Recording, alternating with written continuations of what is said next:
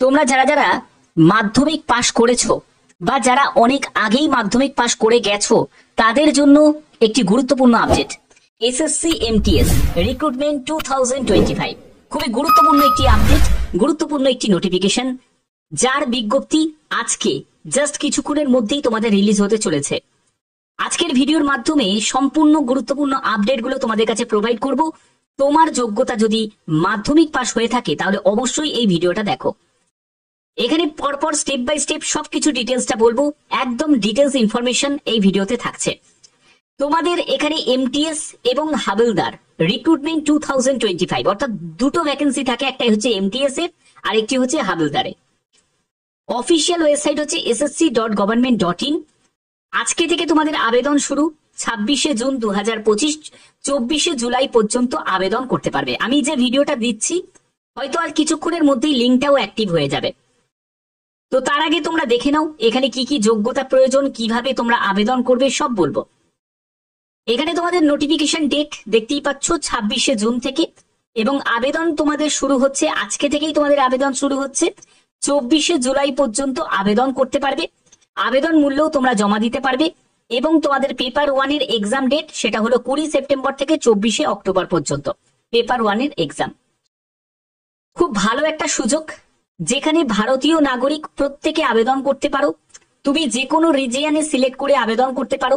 যেমন আমাদের eastern region আছে, যারা যারা কলকাতা ওয়েস্ট বেঙ্গলের মধ্যে কাজ পেতে চাও।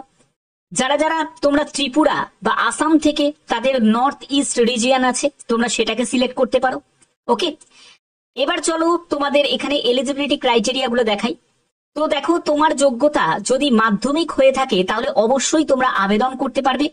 কোনো মাধ্যমিকের পার্সেন্টেজ অফ মার্কসের কোনো ব্যাপার নেই, জাস্ট মাধ্যমিক হলেই আবেদন করা যাবে। এমটিএস হাবিলদার দুটোর জন্যই তোমরা আবেদন করতে পারো। এখানে এমটিএস এর জন্য বয়স হচ্ছে 18 থেকে 25 বছর, হাবিলদারের জন্য বয়স হচ্ছে 18 থেকে 27 বছর। 1/8/2025 হিসাবে তোমাদের বয়স ক্যালকুলেট করতে হবে।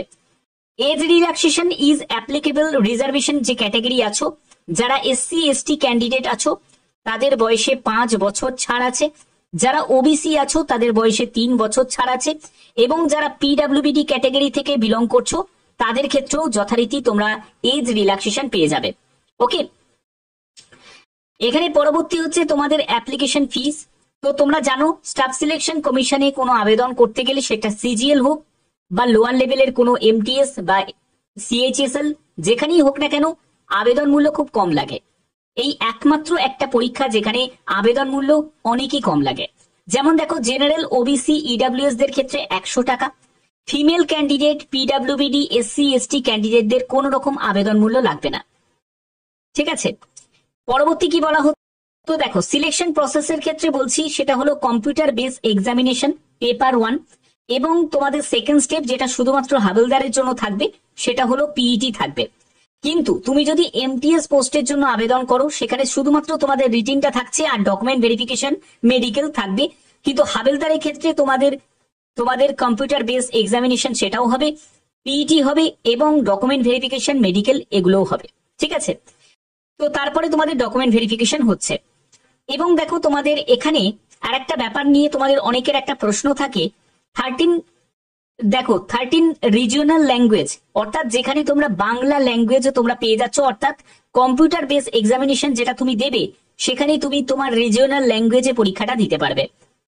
বোঝা গেল? আচ্ছা, এর পরবর্তী কি বলা হচ্ছে দেখো, তোমাদের কম্পিউটার বেস এক্সামিনেশনে একটা সিজন 1 থাকবে, একটা সিজন 2 থাকবে। সিজন 1 এ কি থাকছে দেখো, নিউমেরিক্যাল অ্যান্ড ম্যাথমেটিক্যাল অ্যাবিলিটির ওপর 20টা কোশ্চেন থাকবে, 60 মার্কস থাকবে, 45 মিনিট সময় থাকছে, এবং রিজনিং। এই পেপার 1 আর পেপার 2 সিজন 1 এর মধ্যে যেটা থাকছে সেটা হচ্ছে reasoning ability and problem solving এর উপর তোমাদের 20 কোশ্চেন থাকছে, 60 মার্কস, এবং টোটাল তোমরা 45 মিনিট সময় পাচ্ছ। যারা স্পেশাল পিডব্লিউবিডি ক্যাটাগরি থেকে তারা 60 মিনিট সময় পাচ্ছে। তারপরে তোমরা চলে যাবে সিজন 2 তে চলে যাবে, যেখানে তোমাদের জেনারেল অ্যাওয়ারনেস 25টা কোশ্চেন থাকবে, 75 মার্কস, এবং তোমাদের ইংলিশ ল্যাঙ্গুয়েজের উপর 25 কোশ্চেন, 75 মার্কস, 45 মিনিট এখানে তোমরা সময় পাবে। এখানে বলা হচ্ছে যে computer base examination will be conducted 2 seasons. যেখানে সিজন 1 এবং সিজন 2 থাকবে সেটা সেম ডেতেই কিন্তু হবে, কোনো সেপারেট ডে কিন্তু থাকবে না, একটাই মাত্র ডে থাকবে, ঠিক আছে। আচ্ছা, এখানে তোমাদের পরবর্তী যেটি বলা হচ্ছে সেটা হলো পিইটি এবং পিএসটি। তো পিইটি পিএসটি শুধুমাত্র হাবিলদার পোস্টের জন্যই থাকবে, যেটা তোমরা দেখতে পাচ্ছ, এবং তাদের ক্ষেত্রে ওয়াকিং থাকবে, যেখানে 1600 মিটার 15 মিনিট সময় পাবে মেল ক্যান্ডিডেটদের, আর ফিমেল ক্যান্ডিডেটদের 1 কিলোমিটার হাঁটতে হবে 20 মিনিট সময় পাবে, ঠিক আছে। এমটিএস এর ক্ষেত্রে কিন্তু কোনো পিইটি পিএমটি এইসব থাকছে না।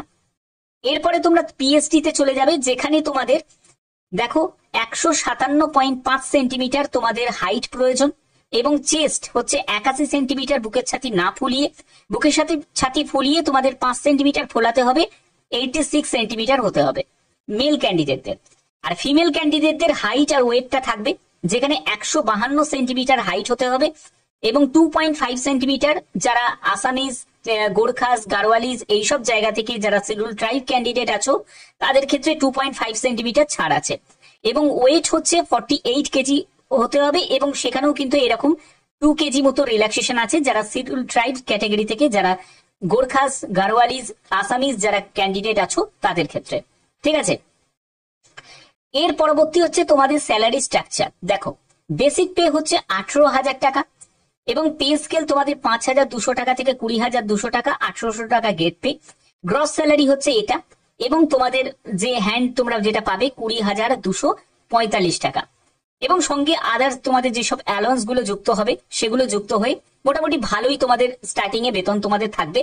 এবং ভ্যাকেন্সির ব্যাপারে দেখো এখনো নির্দিষ্ট ভাবে কিছু বলা যাচ্ছে না, কারণ আমরা দেখেছি সিএইচএসএল এর ভ্যাকেন্সি খুবই কম দিয়েছে, তো এবার এখানেও এমটিএস এর ক্ষেত্রেও হয়তো তোমাদের কম থাকতে পারে। তবে যে ভ্যাকেন্সি আমি তোমাদের একটা এক্সপেক্টেড ভ্যাকেন্সি তোমাদের বলছি, সেটা হলো তোমাদের